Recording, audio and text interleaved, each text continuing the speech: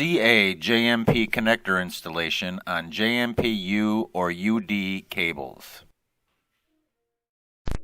When working with JMP-U style cable, make sure that you keep your fingers and tools damp because of the water blocking material underneath the jacket.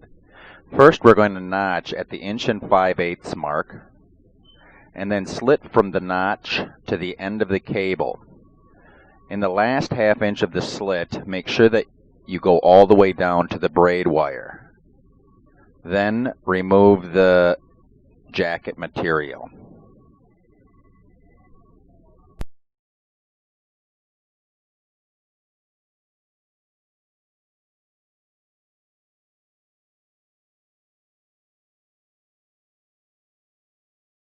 Next, we're going to remove 3/4 inch of the braid and the core material. With your side cutters, cut a few strands of the braid wire at the 3/4 inch mark. While you're marking the braid wire, also be sure to nick the core material. Then push back your braid wire so that it balloons out away from the core material, and then remove the braid wire at your mark.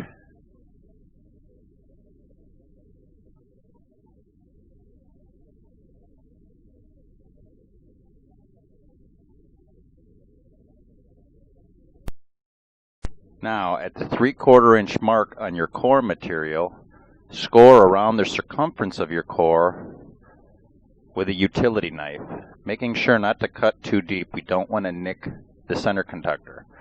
Flex the core material back and forth to break loose the core material.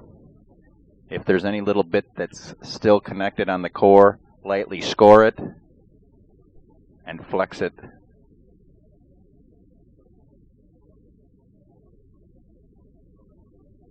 And then strip off and remove the 3/4 inch of core material.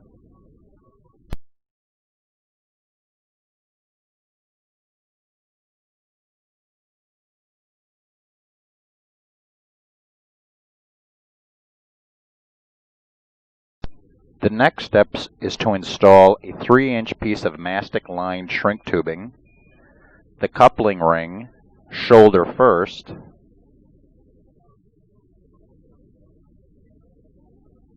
and then the crimp ferrule.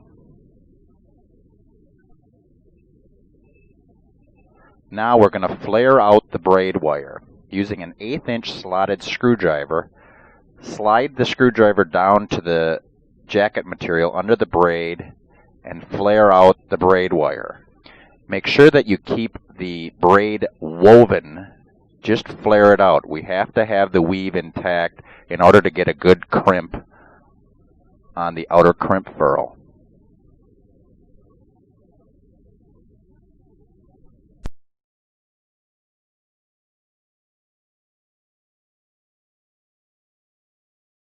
Now we're going to slide on the plug body. Make sure that all the strands of the center conductor pass through the center pin. Push the connector on until it stops. Then form the braid wire around the crimp area of the plug body. Now slide on the crimp ferrule. Now we're going to crimp the outer crimp ferrule in place using the largest die opening on a JPL crimp tool. Crimp close to the plug body. If you hit the plug body, the tool will not be able to complete its cycle, so make sure that you stay just on the crimp ferrule. There are 2 methods for securing the center conductor to the pin of the plug. The first is the crimp method. First, strip 1/4 to 3/8 inch of insulation from the end of a 14 gauge solid copper wire. The amount of stripped wire is a gauge so that we do not push too much 14 gauge wire into the end of the pin. If more than 3/8 is pushed into the pin, you may short circuit the plug. Bend all the strands of the center conductor 45 degrees to one side, then push 1/8 to 3/8 inch of the 14 gauge wire into the end of the pin.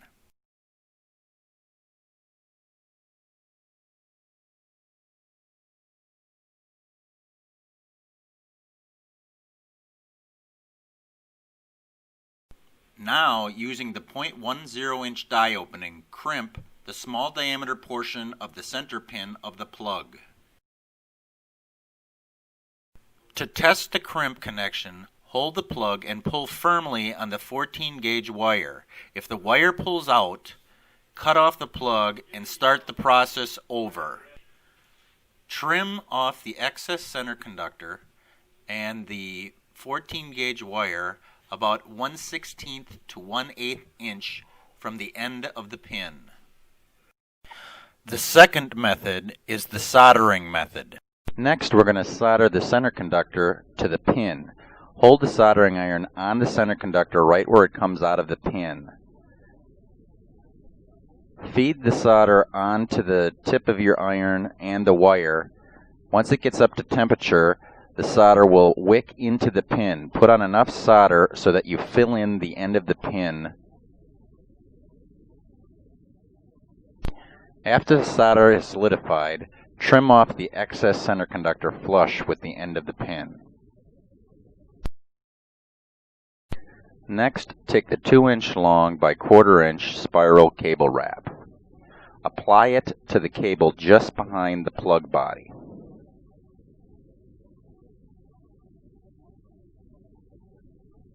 Once you have it completely applied, push it up underneath the crimp furl as far as it will go. Next, slide up and thread on the coupling ring.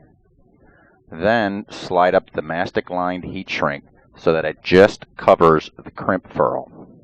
Now we're going to shrink the tubing in place. Start at the connector, shrinking it completely, and work your way towards the cable.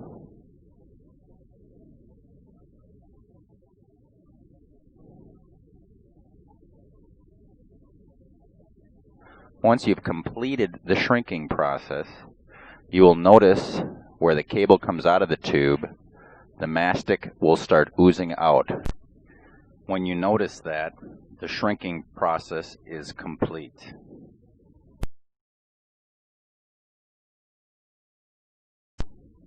Two things to remember. One, when you're applying the shrink tubing, make sure that the shrink tube ends just on the crimp furl. Don't let it get onto the plug body. The other thing is when you're crimping the outer crimp furl, make sure that you stay on the crimp furl, not the plug body. If this happens, you won't be able to cycle your crimp tool. The final step, once both connectors are installed, is to run the cable insulation and continuity test as covered in the installation manual or the testing video.